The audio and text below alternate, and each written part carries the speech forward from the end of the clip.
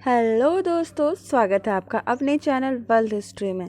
तो last video में हमने वैदिक सभ्यता का ऋग वैदिक काल पढ़ लिया था। तो आज हम पढ़ेंगे सेकंड उत्तर वैदिक काल। उसके बाद हम पढ़ेंगे भारत में लौह युग और इस प्रकार से हमारा चैप्टर कंप्लीट हो जाएगा। तो स्टार्ट करते हैं वीडियो को विदाउट एनी डिले। अगर आप भी हिस्ट्री ऑनर्स के स्टूडेंट हैं सेमेस्टर 1 के, तो प्लीज़ चैनल को सब्सक्राइब करें। ये चैनल आपके लिए बहुत ही हेल्पफुल होगा। उत्तर वैदिक काल।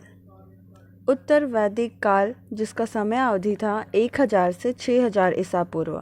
उत्तर वैदिक काल में आर्यों के प्रभाव में विस्तार हुआ, प्रादेशिक राज्यों की स्थापना हुई, राजा के अधिकारों में वृद्धि और प्रतिनिधि संस्थाओं के महत्व में कमी हुई। नवीन पदाधिकारियों की उत्पत्ति भी आर्यों के इस प्रभाव काल में हुई। उत्तर वैदिक काल में इंद्र के स्थान पर प्रजापति सर्वाधिक प्रिय देवता हो गए। विष्णु के 3 पगों की कल्पना का विकास भी उत्तर वैदिक काल में ही हुआ। तो हम इस प्रकार से देख सकते हैं कि कैसे उत्तर वैदिक काल में चीज़ें बदलने लगी थी और राज्यों की स्थापना होने लगी थी, राजाओं के अधिकारों में वृद्धि होने लगी थी और नए नए पदाधिकारों की उत्पत्ति भी आर्यों के इस प्रभाव काल में हुई। उत्तर वैदिक काल में राजा के राज्य अभिषेक के समय राजसूय यज्ञ का अनुष्ठान किया जाता था। राजसूय यज्ञ का प्रचलन हो चुका था और राजा के राज्याभिषेक के समय इस यज्ञ को संपन्न किया जाता था।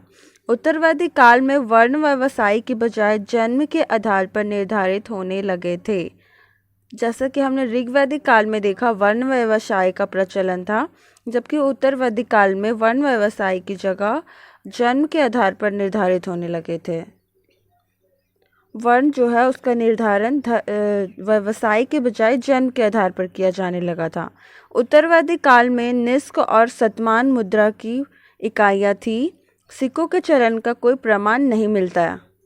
सत्यमेव जयते, जिसको मुंडक उपनिषद से लिया गया है, इसके उपनिषद में यज्ञ की तुलना फूटी नाव से की गई है। उत्तर वैदिक काल में कौशाम्बी नगर में प्रथम बार पक्की ईंटों का प्रयोग किया गया है। महाकाव्य 2 हैं, महाभारत और रामायण।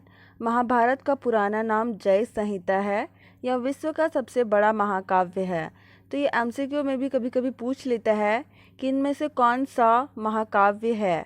तो आपको ऑप्शन में मिलेगा महाभारत, पुराण और भी रहेगा। तो महाभारत और रामायण ये दोनों महाकाव्य हैं।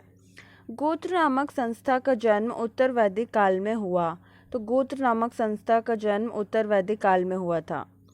अब इसके बाद ऋग वैदिक, यहाँ ये क्वेश्चन आंसर राइटिंग के लिए है, जो कि मैंने क्वेश्चन लिखा हुआ है और ऋग वैदिक काल ऑलरेडी आप पढ़ चुके हैं।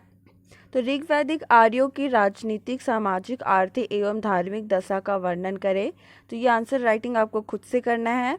और उत्तर वैदिक आर्यों की राजनीतिक, सामाजिक, आर्थिक एवं धार्मिक दशा का वर्णन करें। तो इसका आंसर राइटिंग मैंने कर रखा है और जिसको अभी हम लोग एक्सप्लेन करेंगे, अच्छे से देखेंगे और इसके थ्रू इसका आंसर भी हो जाएगा और हम उत्तर वैदिक काल को डिटेल्स में पढ़ भी लेंगे। तो उत्तर वैदिक काल वैदिक काल का एक भाग है। उत्तर वैदिक काल की समयावधि 1000 से 600 ईसा पूर्व थी। इस समय समाज में कई परिवर्तन आए और आर्यों के प्रभाव में विस्तार हुआ।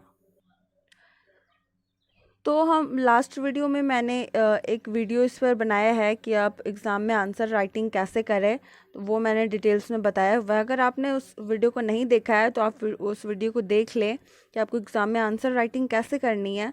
तो मैंने यहाँ एक आंसर राइटिंग करके भी दिखाया है। ये इसका आंसर राइटिंग भी हो जाएगा और उत्तर वैदिक काल को हम एक्सप्लेन विस्तार से पढ़ भी लेंगे। तो हमने देखा कि उत्तर वैदिक काल जो है वो वैदिक काल का ही एक पार्ट है और इसकी समयावधि 1000 से 600 ईसा पूर्व है। इस समय समाज में कई परिवर्तन आए और आर्यों के प्रभाव में भी विस्तार हुआ। जैसा कि ऊपर हमने देखा कि राजाओं की शक्ति में वृद्धि होने लगी, राज्यों का विस्तार होने लगा। राजनीतिक जीवन। उत्तर वैदिक काल में आर्यों का प्रभाव क्षेत्र में विस्तार हुआ, प्रादेशिक राज्यों की स्थापना हुई, राजाओं के अधिकारों में वृद्धि और प्रतिनिधि संस्थाओं के महत्व में कमी आई। नवीन पदाधिकारों की उत्पत्ति भी आर्यों के इस प्रभाव काल में हुई। इसे हम अलग अलग क्षेत्रों में बांटकर समझ सकते हैं। जैसे अलग अलग बहुत सारे परिवर्तन हो रहे थे, तो प्रभाव क्षेत्र में विस्तार। इस काल में आर्य सिर्फ पंजाब तथा गंगा यमुना दोआब में ही सीमित नहीं रहे। उत्तर वैदिक काल के साहित्यों के अध्ययन से यह स्पष्ट होता है कि सप्त सैंधव प्रदेश से पूर्व की ओर बढ़ते हुए आर्यों ने लगभग संपूर्ण गंगा घाटी पर अपना प्रभुत्व जमा लिया। तो हम देख रहे हैं कि क्या क्या परिवर्तन हो रहे हैं। प्रादेशिक राज्यों की स्थापना। ऋग्वैदिक काल में जनों और कबीलों का महत्व था। इसकी जगह उत्तर वैदिक काल में जनपदों ने ले ली और प्रादेशिक राज्यों की स्थापना हुई। राजा के अधिकारों में वृद्धि। इस काल में राजा के अधिकारों में काफ़ी वृद्धि हुई। इसका संकेत हमें उनके द्वारा विभिन्न प्रकार की उपाधियों के धारण करने से मिलता है। वे अधिराज, राजाधिराज, सम्राट, विराट, एकराट जैसी उपाधियां धारण करते थे। नवीन पदाधिकारों का सृजन। नवीन पदाधिकारों का सृजन कहने का अर्थ है कि नवीन मतलब नए नए पद का भी सृजन किया जाने लगा। पूर्व वैदिक काल में शासन कार्यों में राजा को मदद देने के लिए पुरोहित, सेनानी, ग्रामणी आदि अधिकारी होते थे। अब इनके अलावा कई नवीन पदों का सृजन हुआ। इस काल के पदाधिकारियों में राजन्य, पुरोहित, महिषी, सूत, ग्रामणी, तक्ष आदि प्रमुख थे। इन्हें रत्नियों के नाम से भी जाना जाता था। सामाजिक जीवन। राजनीतिक जीवन हमने देख लिया। सामाजिक जीवन। उत्तर वैदिक काल में आर्यों के सामाजिक जीवन में भी कई नई बातें परिलक्षित हुई। समाज 4 वर्गों में विभाजित हो गया। व्यक्तिगत जीवन को नियमित करने वाली आश्रम व्यवस्था का जन्म हुआ। स्त्रियों की व्यवस्था में गिरावट आई तथा कुछ नवीन सामाजिक प्रवृत्तियों का विकास हुआ। समाज का विभाजन। उत्तर वैदिक कालीन समाज में भी 4 वर्णों ब्राह्मण, क्षत्रिय, वैश्य तथा शूद्र में विभाजित हो गया था। यज्ञों की प्रधानता के कारण ब्राह्मणों की शक्ति में वृद्धि हुई थी। ब्राह्मण पूजा पाठ और यज्ञों के संपादन का काम करते थे। दूसरा है स्त्रियों की दशा। उत्तर वैदिक काल में स्त्रियों की दशा में गिरावट आई थी। सभा और समितियों में स्त्रियों के प्रवेश में रोक की बात से भी उनकी स्थिति में गिरावट का प्रमाण मिलता है। बहु विवाह के प्रचलन से स्त्रियों का जीवन कष्टमय हो गया था। बहु विवाह कहने का अर्थ है कि एक से अधिक विवाह करते थे। एक से अधिक विवाह करने का प्रचलन आरंभ हो चुका था। विवाह। अब विवाह की प्रथा में भी परिवर्तन हुआ। शक्तिशाली राजाओं के उदय से बहुविवाह की प्रथा को बढ़ावा मिलने लगा। दहेज और विधवा विवाह की प्रथा का प्रचलन बना रहा। एक ही गोत्र के लोगों के बीच विवाह वर्जित हो गया। बाल विवाह जैसी प्रथाओं का भी प्रचलन शुरू हो गया। फोर्थ है परिवार। परिवार में पिता की प्रधानता थी। वह अपने पुत्र को उत्तराधिकार से वंचित कर सकता था। फिफ्थ है शिक्षा। इस काल में शिक्षा के ऊपर काफ़ी बल दिया गया था। ब्रह्मचर्य अवस्था में विद्यार्थी गुरुकुल में शिक्षा प्राप्त करने जाते थे। शिक्षा की अवधि में वे गुरु की सेवा करते थे तथा पूर्ण होने के बाद गुरु दक्षिणा का प्रचलन था। छठा है भोजन।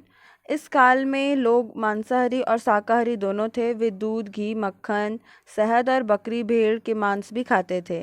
सूरा का प्रयोग वर्जित था लेकिन इसका प्रचलन था। सूरा एक नशीला पदार्थ होता है, पेय पदार्थ होता है, पीने वाला। आर्थिक जीवन। उत्तर वैदिक काल में आर्यों के आर्थिक जीवन में भी एक बड़ा परिवर्तन हुआ। ये परिवर्तन निम्न है। पहला है कृषि की प्रधानता। इस काल में लोगों ने स्थायी जीवन जीना शुरू कर दिया था।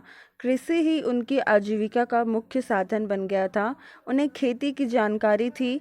गेहूँ, जौ, उड़द, मूंग, मसूर, तिल आदि फसलों की खेती की जाती थी। दूसरा है पशुपालन। कृषि से पहले पशुपालन ही जीविका का स्रोत था। वे गाय, बैल, भैंस, बकरी, भेड़, घोड़ा आदि जानवरों को पालते थे। तीसरा है वाणिज्य एवं व्यापार। उत्तर वैदिक काल में आर्यों ने वाणिज्य एवं व्यापार को बढ़ावा दिया। जल और स्थल दोनों मार्गों से व्यापार हुआ करता था। एक अन्य विशेषता यह थी कि व्यावसायिक संगठनों की स्थापना की गई। अन्य उद्योग। इस काल में लोग कृषि और पशुपालन के अलावा कुंभकार, सोनार, लोहार, रथकार, मणिकार आदि का भी कार्य करते थे। अब है धार्मिक जीवन। देवताओं के महत्व में परिवर्तन। तो जैसा कि हमने ऋग्वेदिक काल में देखा था कि इंद्र को ही सबसे बड़ा देवता माना जाता था, जो कि वर्षा के देवता थे। अब हम देखेंगे देवताओं के महत्व में परिवर्तन। उत्तर वैदिक काल में ऋग वैदिक काल के प्रमुख देवता इंद्र और अग्नि का महत्व कम हो गया था। उनके स्थान पर प्रजापति रुद्र और विष्णु ने ले ली थी। विष्णु को सर्व संरक्षक, प्रजापति को दृष्टि निर्माता के रूप में पूजा जाने लगा। रुद्र पशुओं का देवता था तथा इस काल में उसे काफी महत्व मिला। यज्ञों और कर्मकांडों की प्रधानता। यज्ञ और कर्मकांड पहले भी प्रचलित थे, इस काल में इससे और बढ़ावा मिला। यज्ञ करवाने के बदले पुरोहितों को गाय, बैल, सोना, कपड़ा आदि दक्षिणा में दिया जाता था। इस काल में पूजा की विधियों में काफ़ी परिवर्तन हुआ और ऐसा कई सारे बुक्स में लिखा हुआ है कि यज्ञ या कर्मकांड ये सब इतना ज़्यादा प्रसिद्ध हो चुका था और इतना ज़्यादा लोग इन बातों पर विश्वास करने लगे थे कि राजसूय यज्ञ जो करवाया जाता था उसको करवाने के बदले पुरोहितों को लगभग 24,000 गायें दान में दी जाती थी, ऐसा बुक में लिखा हुआ है। अब निष्कर्ष। उत्तर वैदिक काल भारतीय इतिहास में आर्यों के द्वारा स्थायी जीवन के शुरुआत का परिचायक है। लोहे के प्रयोग ने जीवन में क्रांतिकारी परिवर्तन ला दिया था। कृषि की प्रधानता ने उन्हें स्थापना के लिए प्रेरित किया। राजाओं की शक्तियों में वृद्धि हुई तथा साम्राज्यों की स्थापना शुरू हुई। तो इस प्रकार से हमारा क्वेश्चन था, उत्तर वैदिक आर्यों के राजनीतिक, सामाजिक, आर्थिक एवं धार्मिक जीवन का वर्णन करें, धार्मिक दशा का वर्णन करें, जो कि हमारा कंप्लीट हो गया। तो ये एक प्रॉपर आंसर राइटिंग का भी तरीका था और हमने उत्तर वैदिक काल के बारे में भी पढ़ लिया। आई होप आपको वीडियो अच्छा लगा हो। अब हम नेक्स्ट में पढ़ेंगे, एक हमारा बचा हुआ है लोहे का भारत में लौह युग। इसको कंप्लीट करने के बाद ये चैप्टर कंप्लीट हो जाएगा। तो अगर आपको वीडियो पसंद आया हो तो वीडियो को लाइक करें। अगर आपको वीडियोस हेल्पफुल लग रही हो तो चैनल को प्लीज़ सब्सक्राइब करें। Thanks for watching. मिलते हैं नेक्स्ट वीडियो में। Till then good bye and take care.